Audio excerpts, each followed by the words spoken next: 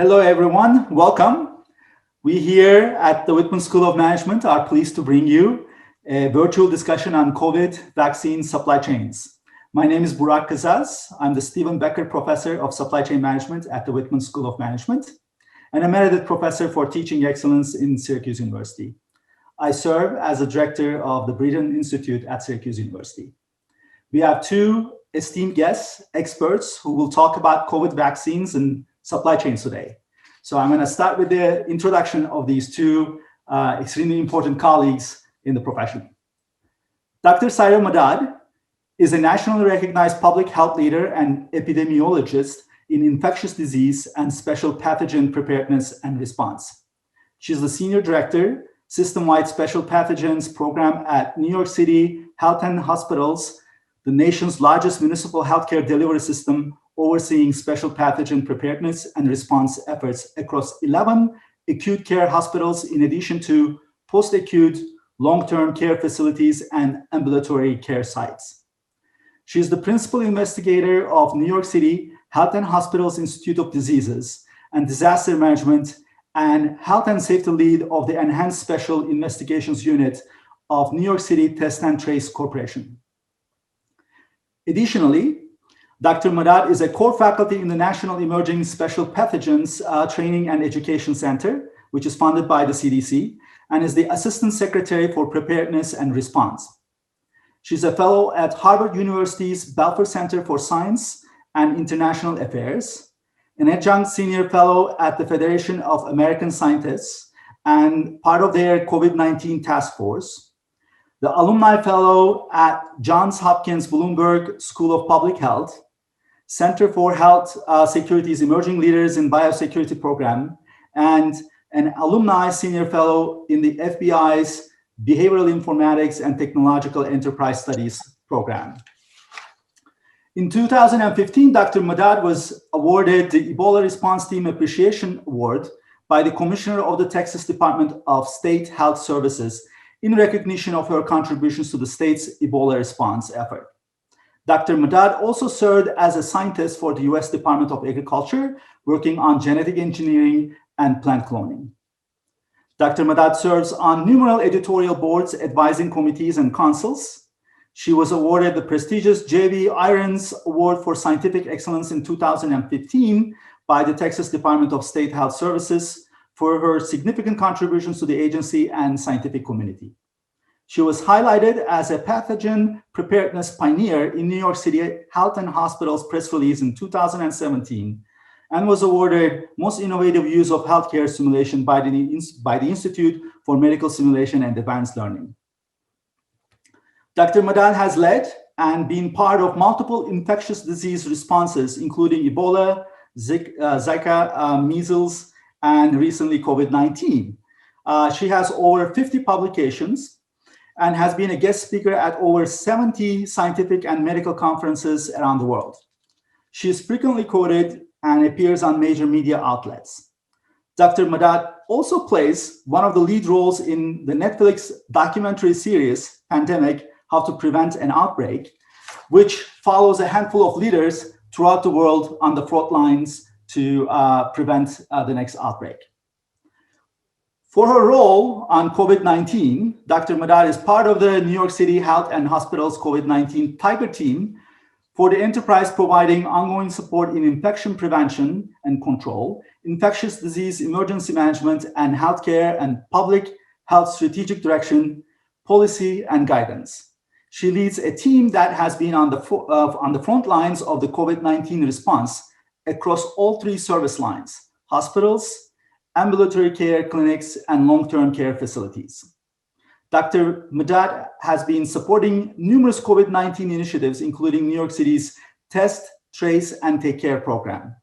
She provides subject matter expertise to the isolation and quarantine hotels for COVID-19 suspected and confirmed patients, conducts environmental assessment of numerous alternate care sites and testing sites for COVID-19, ensuring all clinical care sites have operational plans and processes for the resurgence of COVID-19.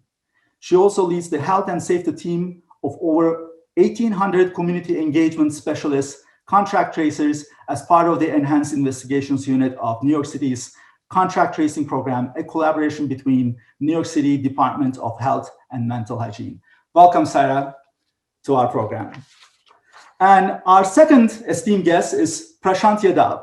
Prashant is my good colleague and research collaborator.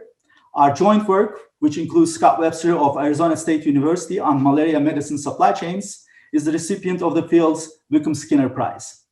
He is an INSEAD professor who has worked extensively on healthcare and health product supply chains and has been advising multiple groups on COVID-19 manufacturing and distribution aspects. Most closely related work on the topic of COVID-19 is the co-chair of the National Academy of Medicine's International Committee on Pandemics, Vaccines, and Preparedness, and is also a member of the Lancet COVID-19 Commission's Vaccine and Therapeutic Task Force. It's a great honor to have you both. Welcome. So before we start, I wanted to give a couple of introductions as to how that vaccine supply chain works. So I'm going to start with that before asking some questions to our field experts. So I know that you have this burning question, where is my vaccine? And I'm hoping that with this webinar, we will be able to give you some insights as to why it's being delayed and why you're not getting it immediately. So how does a vaccine supply network works? So we have different ingredients, including lipids, which is the fat that's going to be used in the containing of the vaccine. And then we combine it with salts and sugar. We have acids and acid stabilizers. They're all going into a manufacturing operation. Here I have the example of the Pfizer facility in Kalamazoo. And from that, we will also have some of the other components that are necessary for making and shipping the vaccine to different sites, such as vials. They all come to a distribution center, such as this one here, again from the Pfizer facilities. And then from there, we will be shipping those to vaccination centers around the country. And from there, we will get it into the arms. So is this that simple? Well, yes and no. In fact, Prashant will be talking about some of the complications in that process quite a bit. But the process of making the vaccine is actually quite complex. In the case of Pfizer, for example, the first task that you see is that the Chesterfield facility in Missouri is going to be producing the DNA or replicating the DNA of the virus. Then that's going to get snipped, and we're going to get a RNA produced in Andover, Massachusetts facility. All of that is shipped to a third facility called Kalamazoo, Michigan, that basically coats the mRNA, messenger RNA, and we call that fill and finish operations. We also have a distribution center located in Wisconsin, and in the case of Pfizer, we're shipping them directly from these two facilities into different sites. And that's typically using either UPS or FedEx to get to the different vaccination sites. In the case of Pfizer, we have to be cognizant of the fact that the vaccine needs to be in cold, in fact, freezing temperatures. And for that, Pfizer was kind enough to develop a packaging environment where you can actually have 5 different pizza box type of loads that would contain 975 vials of the vaccine. And in each vial, it used to be only 5 doses. Now it's 6 doses. But these payloads would go into an inner box. And inside that big box, which is the outer box, we would be using ice in order to keep that. So this is a freezer facility that Pfizer is using in order to keep those payloads, and then they are getting into the boxes that I described here. Obviously, the temperatures that we need to keep the vaccines is very, very cold, minus 70 centigrade or minus 94 Fahrenheit. And that makes the logistics of this quite complex and important. Now, how challenging is that? Almost all of the vaccines require a cold shipment environment. In fact, if you look at other vaccines that are being developed for COVID-19, AstraZeneca, Johnson & Johnson, they also require colder temperatures, Moderna -20. But we have been doing that for livestock vaccines and other components. Obviously, in the South Pole, the temperature is only -50. And in the case of Pfizer, we're going below those temperatures as well. For Moderna, the supply chain infrastructure is slightly different. We're using, through Operation Warp Speed, a very experienced company, McKesson, in order to distribute the vaccines. So this is a brief introduction, and it's a simplified version of it. I know Prashant will be talking about it in a much more complex manner. I want to get to ask some questions to our esteemed speakers. My first question is for Dr. Syra Madad. Syra, there has been a significant amount of debate about the efficacy of the currently authorized vaccines. We have the vaccines from BioNTech, Pfizer, and Moderna that received emergency use authorization. And 2 more vaccines from Johnson & Johnson and Novavax might also be given emergency use authorization. At the same time, we are seeing a substantial number of mutations. The UK variant known as B117, Brazil variant that is known as P1, and the South African variant B1351. In fact, what I hear and read is that South African variant has additional mutations around the spike protein called N501Y, E484K, and K417N. In particular, K417N, as far as I know, helps the virus bond to human cells much more tightly. Can you tell us what we should expect from the efficacy of these vaccines with these mutations? And will these vaccines protect the world population from future pathogens? So first, obviously a very timely question given current events. And I think it's important to quickly take a step back.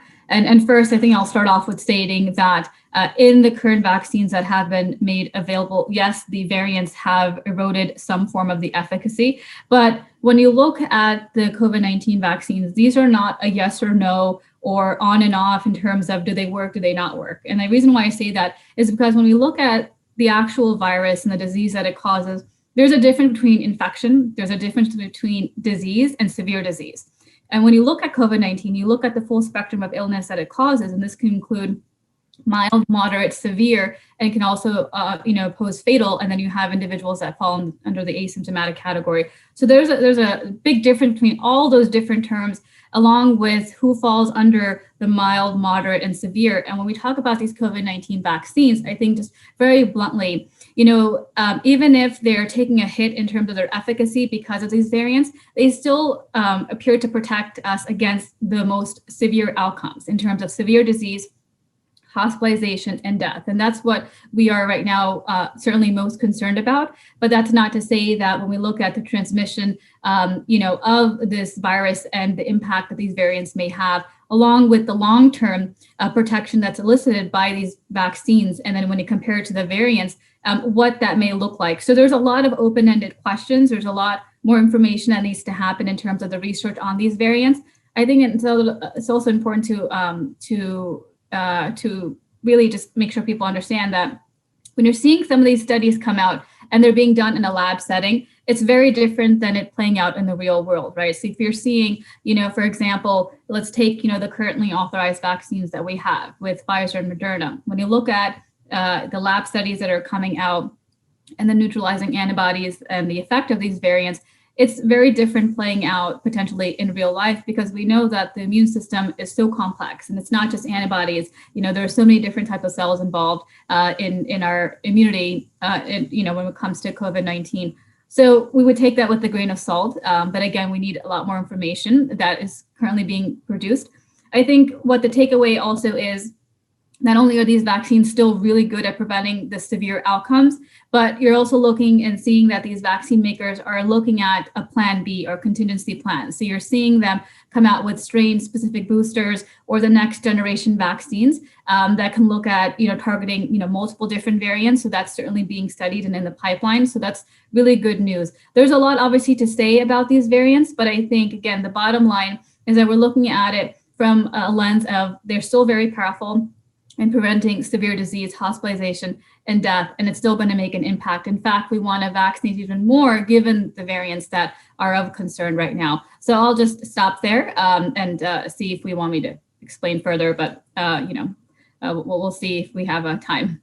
So do you see any of these, such as the UK variant versus Brazilian or the South African, to be more dominant than the others in terms of what we will be facing more widely around the world?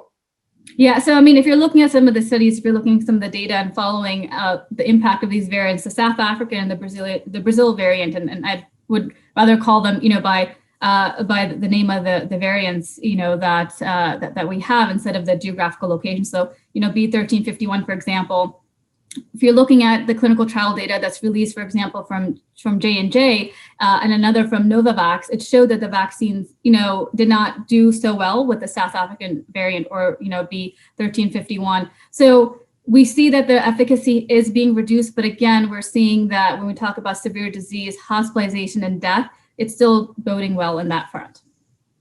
That's great. So my next question is for Prashant. Prashant, we already have 2 vaccines that received emergency use authorization in the US. These are BioNTech, Pfizer, and Moderna. And we know Pfizer has already increased its manufacturing capacity to 2 billion doses a year. And last we heard, Moderna was still at the production capacity of 600 million doses. And I know that they are using Lonza as the third-party producer of those. Can you describe to our audience the steps in building the manufacturing capacity?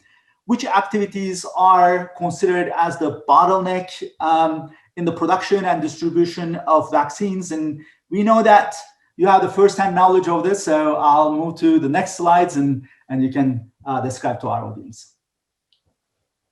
Yeah, thanks, Burak, and thanks for having me. I think first thing I want to say is we've celebrated the efforts of the scientists who worked on developing the 2 vaccines that have received EUAs and the others that are in the pipeline. But I think oftentimes we forget that the people who work on chemistry, manufacturing, and controls, or the manufacturing scientists, these are the people who've taken the clinical material and created a large-scale manufacturing plant, which is delivering 10 million doses or 5 or 6 million doses a week in a very short period of time. And these are people who work at BioNTech, Pfizer, or Moderna, or their contract manufacturers, whether it is Emergent, Catalent, Lonza, for the other candidates that are in the pipeline. So I think we sometimes forget to acknowledge the effort that they all have put, which has included a lot of night toil, a lot of working, 2 or more shifts in a day. Then I think we have to keep in mind that vaccine manufacturing, or all biologics manufacturing for that matter, is a fairly complex manufacturing process. And what we have to ensure is that what comes out of each step is exactly the product for which we ran the clinical trial. And exactly is the word I want to underscore here, which means the process becomes the product, exactly making the same thing consistently every time. And in doing so, there are lots of process steps which become critical to monitor very closely, to have them running in a way that they are synchronized in the throughput with each other. I think the attention that very quickly goes to in our common narrative around capacity is, which one is the bottleneck? Can we go and somehow fix the bottleneck and get more output? And in doing so, we keep going from, well, maybe if we add some filtration equipment, we'll get more filtration output. If we add some additional lipid nanoparticle sources, we'll solve the lipid nanoparticle constraint. But I think what that's doing is it's just successively shifting the bottleneck from one to the other. And what we have to realize is that, one, we have to be a little bit patient, that scaling up manufacturing capacity will take some time. Second, we have to take a system-wide view and say, if our goal is 2 billion doses in a year, and the 2 billion figure that you described is an annual estimate, I think we are slowly on the ramp-up figure to get there. But currently, the Pfizer, BioNTech, and Moderna are both operating at much lower weekly production schedule. So that's one part. Then the other part is we have to ask the question, how else can we increase manufacturing capacity? What else can we do? Not just alleviating the bottleneck in the one production suite or the production site, but can we find alternative sites to start manufacturing? Not just the nucleic acid vaccines, but a portfolio of vaccines. And I think there the bigger questions come up as to where do we find more manufacturing capacity, and how do we make the manufacturing capacity to be more flexible? And by flexible, I mean the ability of a plant, whether it's at the fill and finish stage or at the drug substance manufacturing stage, to make more than one type of a vaccine with limited time and resources required to reconfigure. And having that capability of process flexibility is going to be important, not just because of the uncertainty surrounding what will our optimal portfolio of vaccines look like. 4 months from now, we'll be asking the question, we have 4 or perhaps even more vaccines to deploy as tools. How will we use them effectively? And which may mean we want more of the nucleic acid ones, but we may also want in some instances, more of the protein subunit one, or more of something else that comes our way. And so we need that flexibility for what comes our way in the future in terms of the tools that are best suited. Secondly, we also want to ensure that as we learn more about the variants, and as we think about product adaptation to fit the variants, again, the processes are flexible enough. And in process flexibility, some of this work of reconfiguration using other sites is happening voluntarily, right? So Pfizer, BioNTech, working with, let's say, Novartis or Sanofi or other companies who are leaders in vaccine manufacturing, and saying, we'll use your sites, let's collaborate. Some of it is happening voluntarily. But I think we also have to think about what is the right way to structure such capacity. What is the role of creating publicly financed fill and finish networks, which we have done in the US to some extent, also in the UK and other places. How do we do that at a larger scale for the future? And the future is not just for a future pathogen in the long-term future, but perhaps also for the variants and things like that. And same thing about the drug substance manufacturing. Should we have more publicly funded capacity for some of that? Again, these are questions which I don't think we have very clear answers to, but at the same time, I also feel we're not putting enough time and attention and effort in trying to find those answers. This is very interesting, Prashant. What you're describing is that the current supply chain infrastructure has plants that are dedicated to making only one kind of vaccine. So if you take the Kalamazoo plant of Pfizer, it's only making that Pfizer vaccine. Even though Moderna and Pfizer are using the same type of platform, mRNA method, for that. And perhaps some of the other manufacturers, such as AstraZeneca, that's using more of the viral vector platform. What you are recommending is more of a process flexibility, right? So flexible resources using these plants to be able to manufacture both Moderna and Pfizer. Is that what I understand from your statement? Yes, asking for process flexibility, it may not necessarily work out to be as salient an argument if we were to say they can make either Moderna or Pfizer. I think the more interesting parts will come when third-party contract manufacturers such as Lonza or Emergent Biosolutions or the facility we have at Texas A&M with Fujifilm, if those facilities are flexible enough that in case we decide in May that we want to ramp up the production capacity for Janssen Pharmaceuticals vaccine because we think it is a very useful tool in our repertoire of tools for the pandemic, then we should have an emergent site or a catalent site to ramp up more than what is on contract.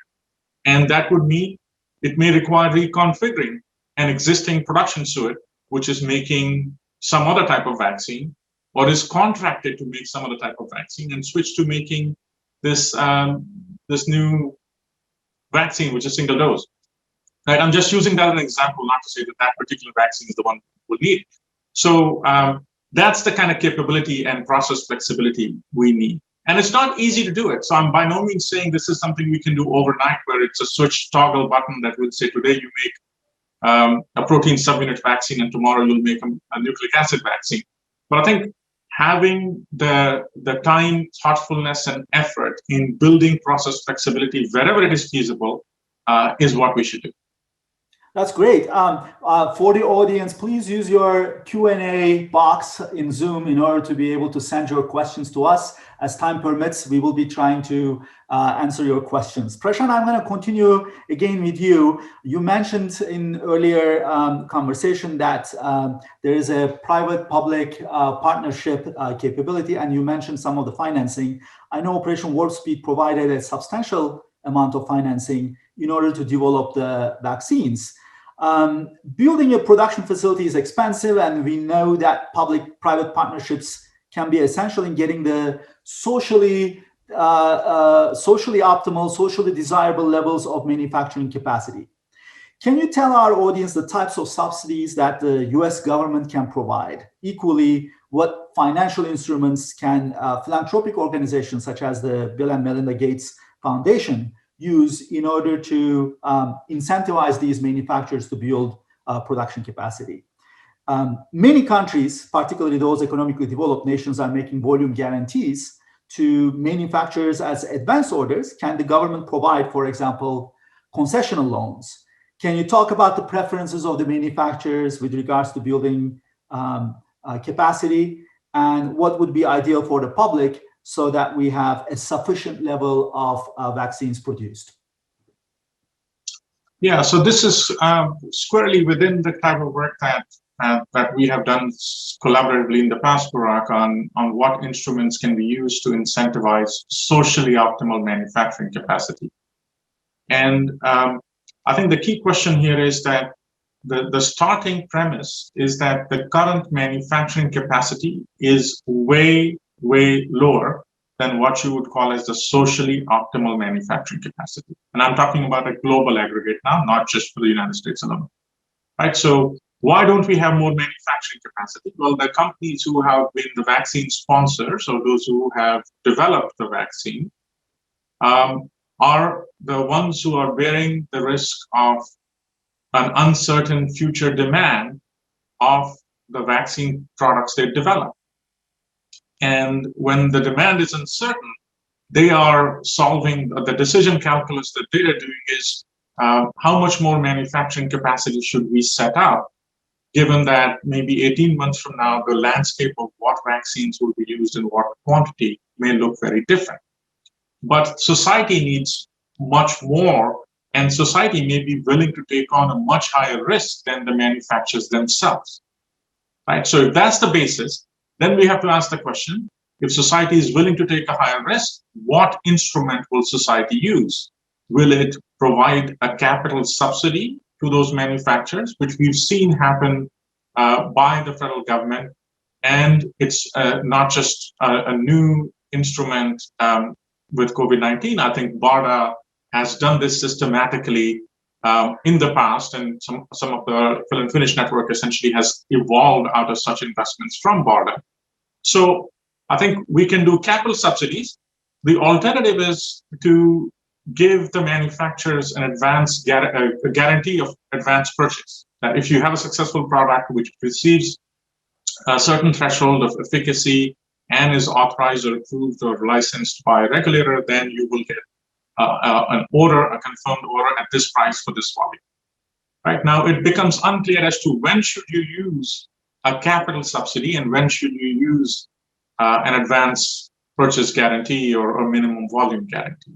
Right? The answer to that depends on two things: the nature of demand uncertainty in the market? Does the federal agency or the philanthropic organization know more about the nature of uncertainty than, let's say, the manufacturer themselves, which is sometimes the case?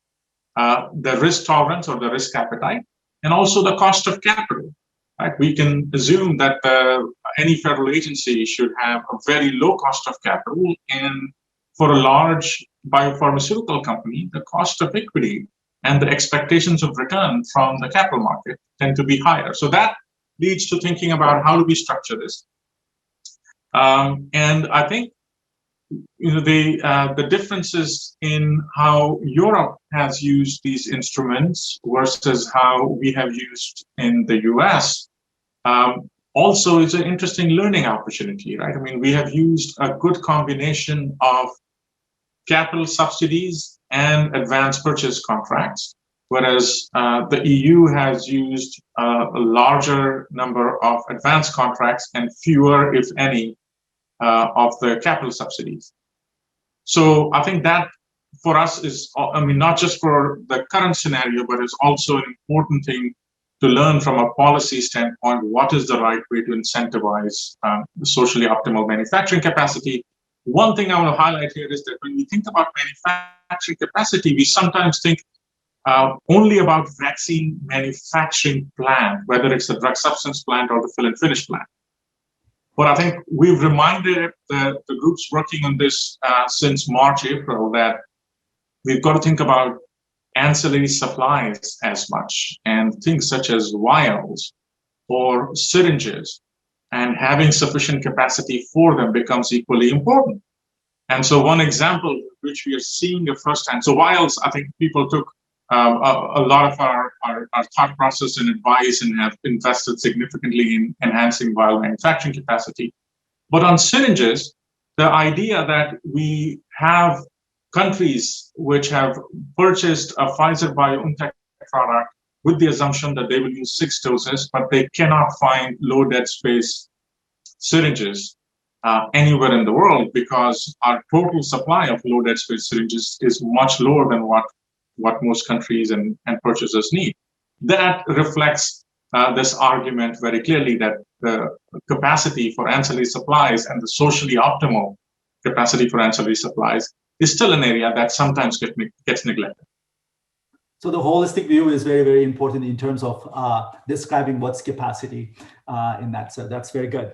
So I'm going to continue with Syra. Syra, now that we have the vaccine manufactured, especially for those that received the 2 emergency use authorization, can you tell us about the strategies used in allocating these vaccines to each state? And when the vaccine is allocated to, for example, New York State, how do we prioritize who gets vaccinated? Which counties get what level of supply? Can you talk us about this allocation within the state as well? Yeah, so I think the first is there's multiple different algorithms and prioritization that take place at multiple different levels. So from the federal government to the state to the local and then to really the jurisdictions.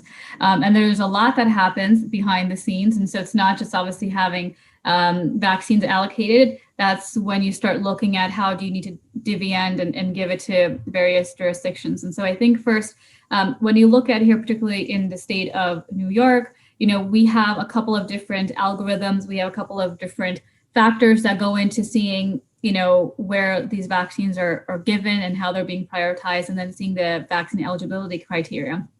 Things that you want to consider is obviously geographical disparities within the factors that is looked at here, particularly in New York State. You're looking at the CDC's social vulnerability index, which gives further guidance.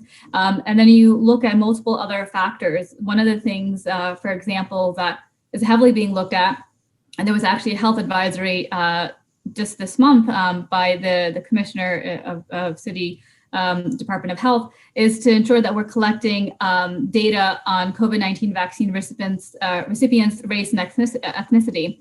And right now, unfortunately, looking at the data that we have, about 40% of it is missing for those that have gotten the COVID-19 vaccine. So we absolutely need to continue to track the accuracy of the race and ethnicity information. And that's obviously needed to support our our equitable distribution of COVID-19 vaccines here locally in New York City. So I think going back to just the original question, each state is very, very different in how they're expanding eligibility and then how they're allocating it to their population. So for example, if you're looking at it from a national standpoint, about 28 states have opened up vaccine eligibility for teachers. About 20 states have opened up vaccine eligibility for high-risk adults. Here in New York State, just the other day, vaccine eligibility has been expanded to those that are high risk in the adult category. And so it really differs from state to state of how these vaccines are being allocated. We know this is certainly a national problem. It's not just a local problem. But here, at least in the state of New York, what we're looking at is, again, how to make these vaccines more equitable and looking at it from a transparency and justice lens. And through that, you're seeing a lot of these community-based clinics pop up. So we have Yankee Stadium, Citi Field, and many others that are currently open and that are in the pipeline. But those are just giving you a taste of some of the things that are happening behind the scenes. But again, each state has its own plan of how it's going to vaccinate its residents. And then it goes through these multiple different layers of algorithms, and then it's given to hospital systems, pharmacies, vaccination sites, mobile clinics. I think one thing that I'll just quickly point out is even within healthcare systems, for example, you have this prioritization that tends to happen. Sometimes it's based on risk, other times it's based on the lottery system that we saw with healthcare providers. So, I've seen healthcare systems where they had a lottery system of seeing who would get vaccinated first versus other healthcare systems that were doing it based on risk stratification. So it's really, really different of how it's happening at the local level. And there is a tracker. I'll just quickly mention New York Times has a really great tracker. We're interested to see when your state is going to open up vaccine eligibility for your particular criteria. Certainly check out that particular tracker.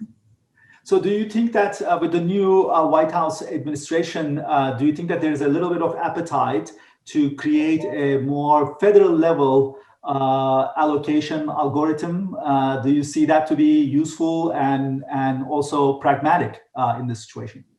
Absolutely. The assistance that the federal government is providing is really helping in terms of the equitable distribution of these of the COVID-19 vaccines. And that's how you're seeing a lot of these community centers pop up with the assistance of the federal government. And this is very much a partnership. It's a partnership between federal government, state and local partners from public health to, and beyond.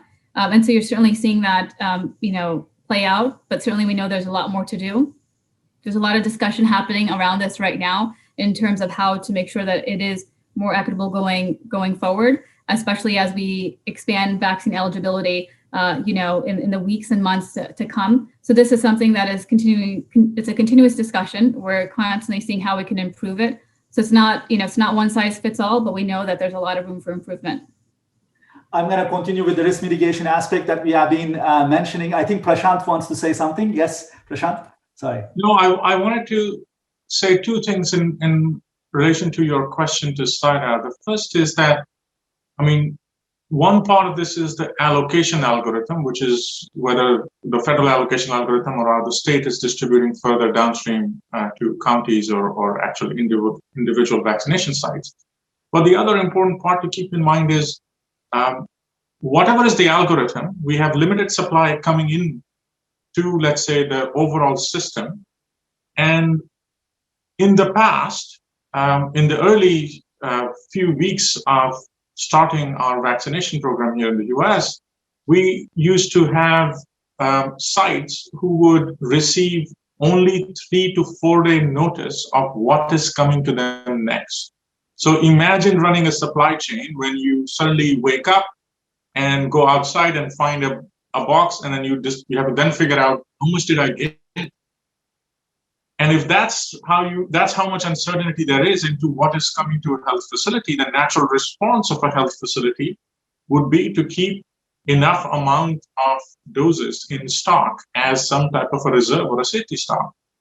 So one of the good things that has happened with the new vaccine team, new federal vaccine team, is that all of the sites are getting up to 3 weeks of indicative quantities.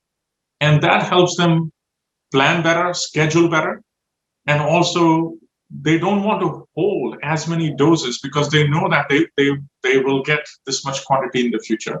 So that's one part which is related to your allocation question, but is more around visibility of stock going in to each of the sites. The second part in this is related to what Syra is commenting about eligibility criteria expanding. And this is somewhat controversial, but I do want to highlight one thing that we know from operations management. So most states, if not all, initially were doing what we call as sequential prioritization. By sequential prioritization, we mean you take phase 1A,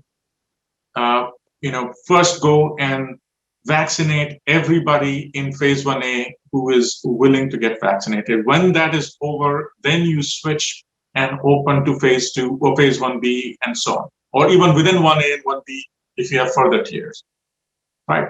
So what that does is it doesn't allow the matching of demand and supply at a very fine granular level, because demand isn't certain. So imagine a small clinic which vaccinates about 30 to 50 people a day, and they had determined who from their phase 1B tier will be coming on a given day, and those many people didn't come.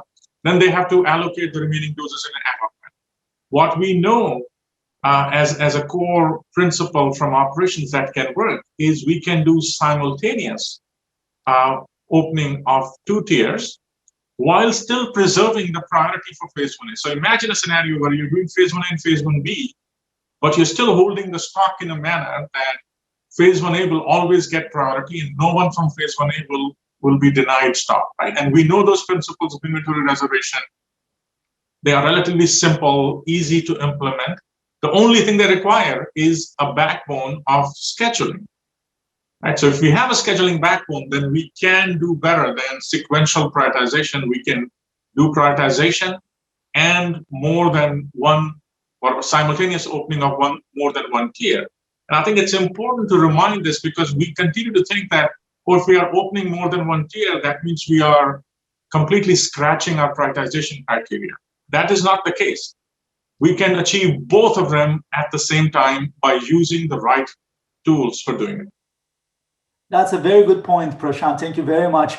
Syra, I have one more question for you. I think the public is very much interested in this. There's a lot of concern about when we might get to the point of herd immunity. I'd like to know your thoughts on this. That's one. And the other thing is that I think the virus will be with us for some time. And what should we be concerned about? And can you elaborate on the ways and means of being diligent in protecting one another? Yeah, so I think first, getting to your first question in terms of the point of herd immunity, this is obviously another really hot topic. Right now, what you're seeing being discussed is the threshold is anywhere between 60 to 90%. And that's the proportion of people who need to have immunity either from vaccination or from natural infection. But I think it's also important to understand that herd immunity is not really in a vacuum. It's not just, getting to that threshold. And there's multiple different factors here at play that influence herd immunity. You have to take into account people that can't get vaccinated, people that won't get vaccinated, and people that just don't have access to getting the COVID-19 vaccine, whether it's here in the United States or even globally. So this discussion and this thought of herd immunity and the threshold of it, is something that we certainly need further discussion on. But I think that when we look at, can we start loosening restrictions? Can we go back to a life of pre-pandemic? Once we start looking and seeing that hospitalizations and death have significantly decreased, you have low amounts of community transmission, you will start seeing some loosening of certain restrictions. And this may be individuals that are vaccinated and what they can do with other vaccinated individuals. So I think it's important to paint that picture to the general public to have some sense of hope and optimism. Because again, this herd immunity threshold, there's going to be some bottlenecks in it, and as I mentioned, not only those that can get vaccinated, but you're also seeing, about 50% of the population stating that they don't want to get vaccinated. That's going to be factored into reaching that threshold. And then obviously children and having a vaccine available for them. So these are all the different types of, high-level variables to take into account. But when we're looking at the COVID-19 vaccines, they're, as I mentioned, really, really good at preventing, severe disease, hospitalization, and death. And so that's one aspect. But when we look at the transmission of the virus, that's a completely different aspect. And certainly we want to potentially get to a point where you're not seeing, high level of transmission of COVID-19. the vaccines is just one way out of this pandemic. It's not the only way. There's multiple different other factors at play, and that really gets to your second question is the risk reduction strategies. And in the in the graph that you have up, this is something that we published with Harvard Kennedy School, and it's talking about these risk reduction strategies. And we know that having COVID-19 vaccine is just part of it, but it's making sure that we're going on and taking all these other measures. And again, that's not to say that we're going to do this in perpetuity. We will start seeing some form of normalcy once we get to a point where you're seeing very low levels of severe disease, hospitalization, and death, and you'll have a certain criteria that's going to be that's going to be released after that. But I think the one thing that I'll mention is the variants certainly are posing a significant threat to herd immunity. Even those that have been vaccinated and those that have been infected through natural infection, and what that may look like in terms of the variants and reinfection. We know that it's very rare, but we're not doing enough in terms of tracking it and getting good information on it. And so that's something that we're going to be at the basically looking at in the future. So those are some high level things in a snapshot. Thank you. Prashant, one more question. I know that you are a person who is dedicated to ensuring that not just affluent nations get the vaccine. You advocate for an equitable distribution around the world. Can you tell us a little bit of how we can ensure that and what are the lessons that we learned before we take some questions from our audience? Yeah, Burak, extremely important. So I think there are many studies now which are also telling us that it's not just our altruistic nature that requires this. Even if we are in a way selfish and care only about our own disease trajectory in the future, we still would benefit by creating a more equitable vaccine distribution globally. The variants and the fact that countries in the world which have not started a vaccination program and had a high intensity of infection is where we are starting to see these new variants emerge from. So unless we can do a fast-paced vaccination drive globally, we will continue to be in this cycle. Again, I'm not an epidemiologist or an ID person, Syra can tell us more, but at least that's my understanding.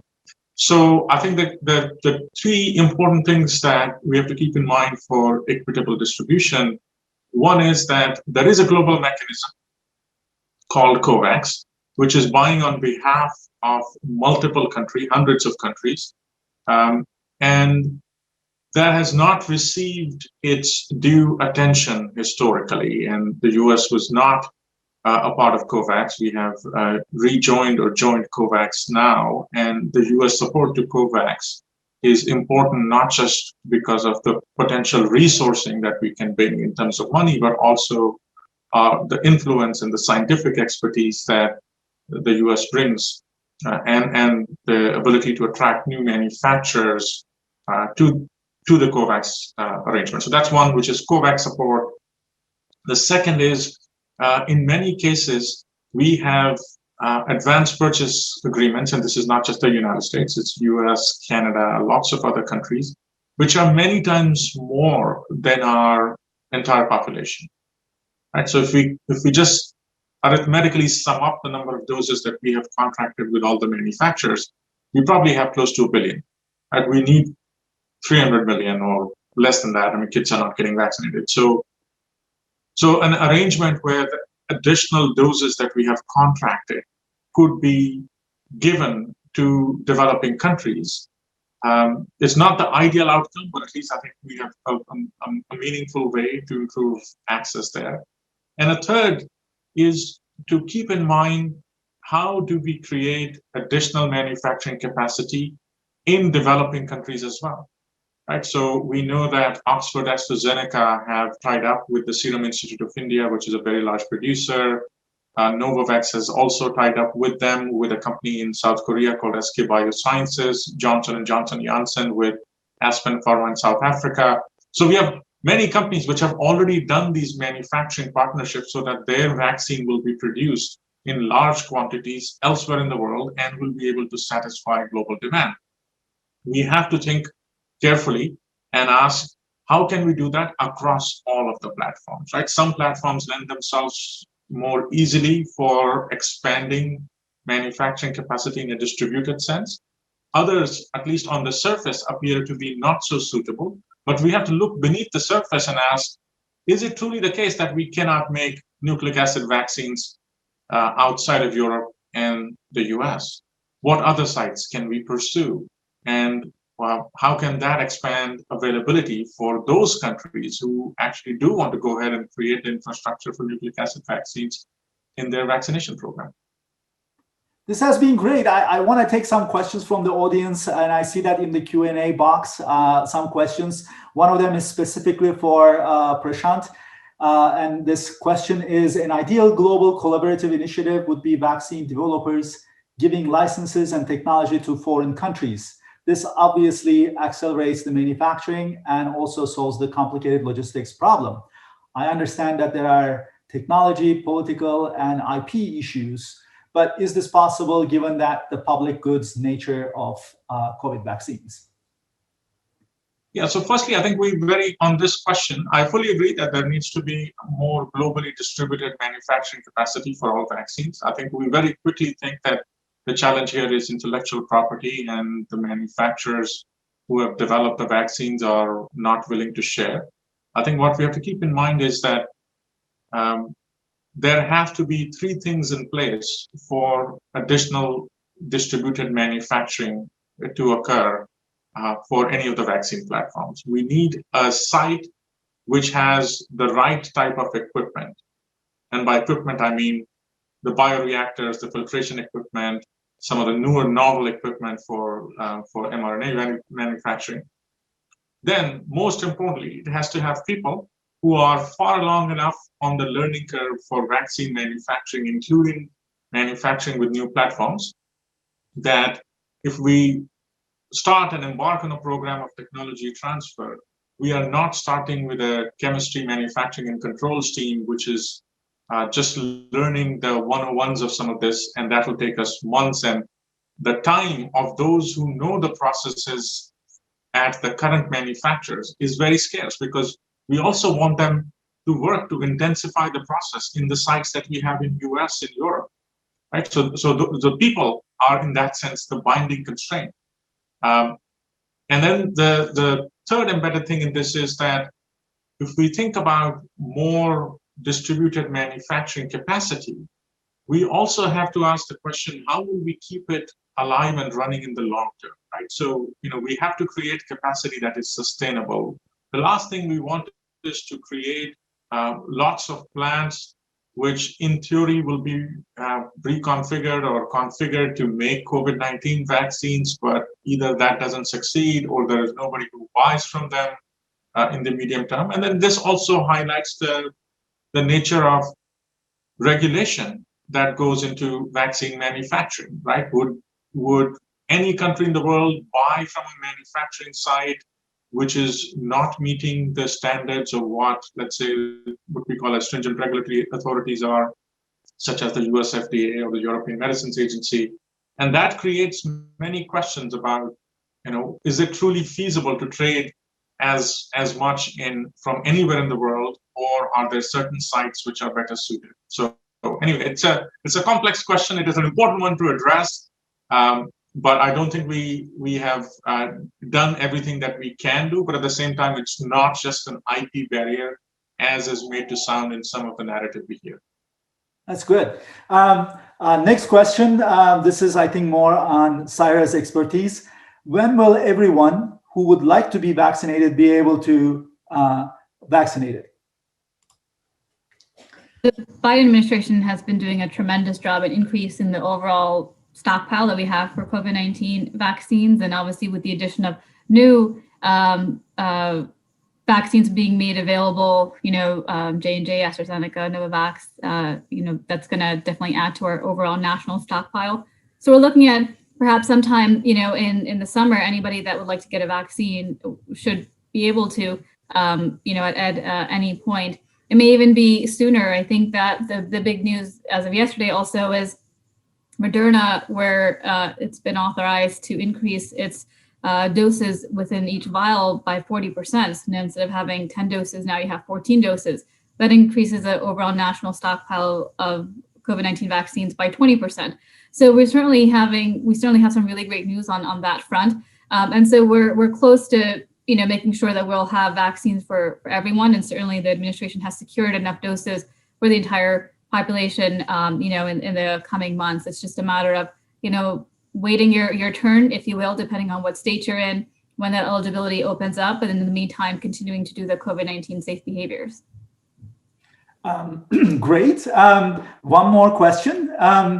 This is again with Syra's expertise. Given the significance of the information systems for tracking vaccinations and scheduling, why is the current state so disjointed and ineffective? For example, assumptions that seniors have individual email accounts and/or know how to navigate complicated websites is not the reality. What's your alternative solutions for those, I guess?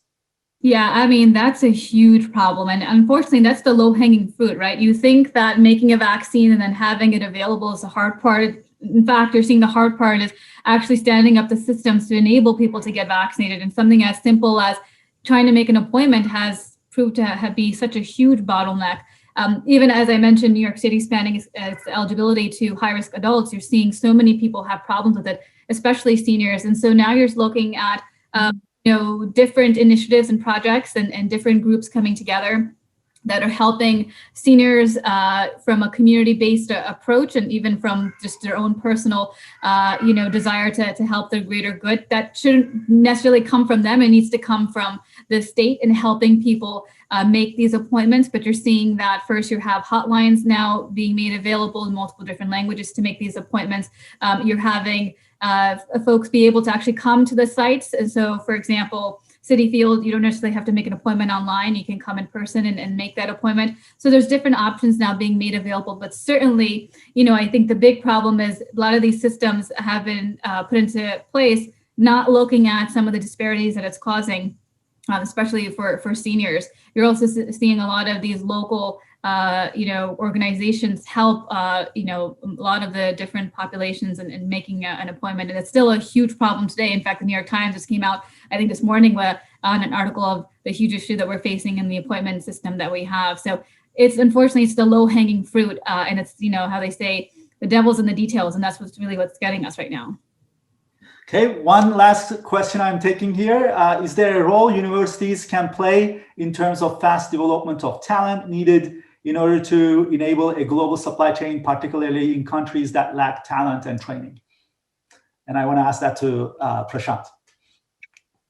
Yeah, so two things. So very important area that needs to be addressed both for the current pandemic, but more importantly for our preparedness plans. And I think when we think about preparedness plans, we oftentimes think about scientists who work on vaccine development or genomic sequencing of the virus or laboratory networks. But then we ask the question, why don't we have well-functioning supply chains in all parts of the world? Or why don't we have manufacturing sites that we can come up with? All of that requires competent people with the right kind of training and experience. So I think there is a great role for universities, not just in the area of supply chain management as the distribution part of vaccines, but also the sourcing of supplies, manufacturing, process optimization, and distribution. And like you just said, the role of supply chain information systems, what dose is sitting where. All of these are elements which I think require building our global long-term talent pool. And the key and important part, and this is a plea to you, Burak, is that even when we are training in developing countries and here in the US and Europe, supply chain talent, oftentimes the basis we see from the student community or the talent pool that's coming out is that, oh, I have to go and work for Amazon, or I have to go and work for Procter & Gamble, right? Consumer product companies or direct-to-home delivery e-commerce companies. I think we have to create a culture where they get a sense of public service. They should all consider a job in the Department of Health, in the states, in the counties they are in, and say, well, I will contribute to my supply chain expertise here. And that's something we can inculcate during the formative years, whether it's in undergraduate or graduate programs in the area. Absolutely agree with that. I want to thank our esteemed guest speakers today, Dr. Syra Madad and Professor Prashant Yadav. This has been an extremely informative session on COVID vaccine supply chains. Thank you very much. And similarly, I want to thank all of the people who attended this webinar. Thank you so much for coming in. And I know that we still have additional questions in the Q&A box. And if we couldn't answer, we apologize for that.